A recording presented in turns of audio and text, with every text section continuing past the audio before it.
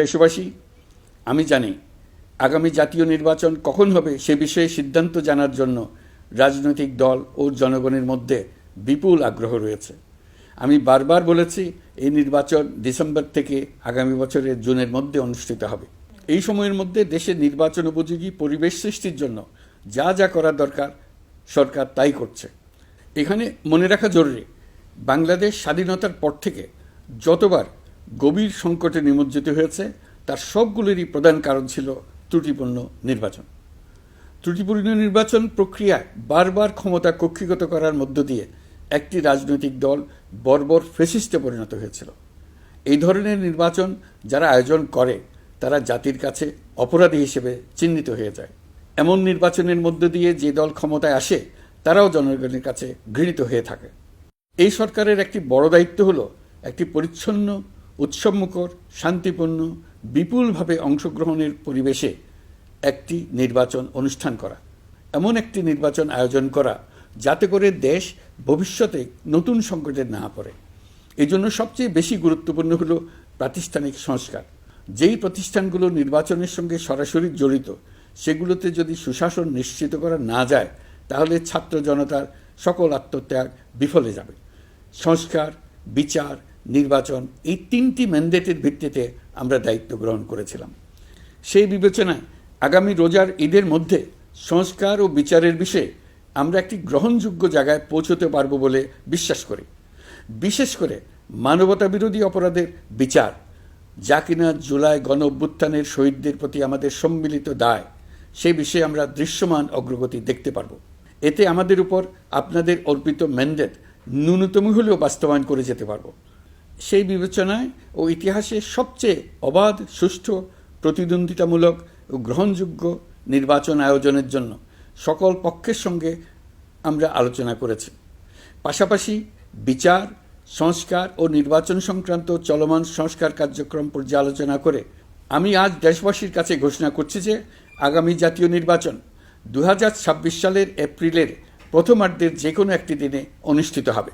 এই ঘোষণার ভিত্তিতে নির্বাচন কমিশন উপযুক্ত সময়ে আপনাদের কাছে নির্বাচনের বিস্তারিত রোডম্যাপ প্রদান করবে। আমরা এমন নির্বাচন চাই যা দেখে অভ্যুত্থানের শহীদদের আত্মা তৃপ্তি পাবে, তাদের আত্মা শান্তি পাবে।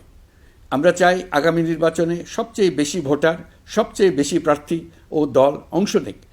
এটা সবচেয়ে অবাধ, সুষ্ঠু ও নিরপেক্ষ নির্বাচন হিসেবে জাতির কাছে স্মরণীয় হয়ে থাকুক। 1.5 যুগ পরে দেশে সত্যিকারের একটি জনপ্রতিনিধিত্বশীল সংসদ গঠিত হবে। বিপুল তরুণ গোষ্ঠী এবার জীবনে প্রথম ভোট দেওয়ার সুযোগ পাবে।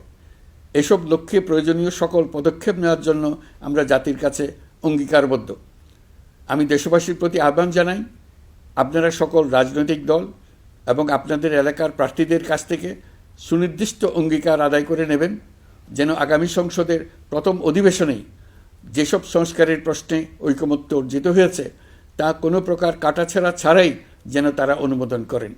আপনারা ওয়াদা আদায় করে নেবেন যে তারা বাংলাদেশের স্বাধীনতা, সার্বভৌমত্ব, আঞ্চলিক অখণ্ডতা এবং জাতীয় মর্যাদার প্রশ্নে কখনো কোনো প্রকার আপোষ করবেন না এবং দেশের বাইরের কোনো শক্তির কাছে দেশের স্বার্থ বিকিয়ে দেবেন না।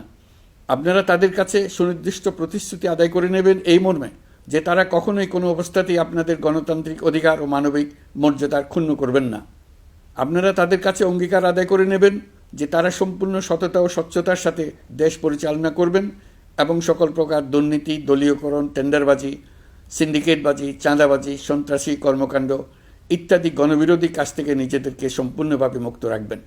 আমি আপনাদের আবারও স্মরণ করিয়ে দিতে চাই যে এবারের নির্বাচন শুধু শান্তিপূর্ণ নির্বাচন করার বিষয় নয়, এটা ছাত্র জনতার অভ্যুত্থানের আকাঙ্ক্ষা নতুন বাংলাদেশ গড়ার নির্বাচন।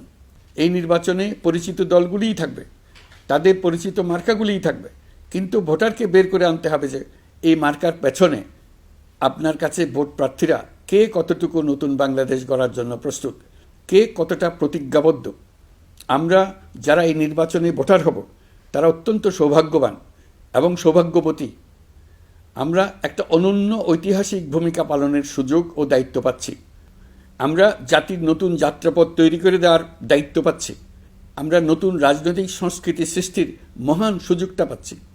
আমাদের সুচিন্তিত ভোটের মাধ্যমে নতুন বাংলাদেশ নির্মিত হবে। শহীদদের রক্তদান সার্থক হবে। আশা করি বিষয়টা নিয়ে চিন্তাভাবনা করেই সবাই ভোট কেন্দ্রে যাব এবং দৃঢ়প্রত্যয়ে ভোট দেব।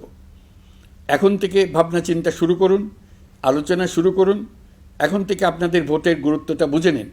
আপনার এবারের ভোটের গুরুত্ব ঐতিহাসিক মানদণ্ডে দেখা হবে।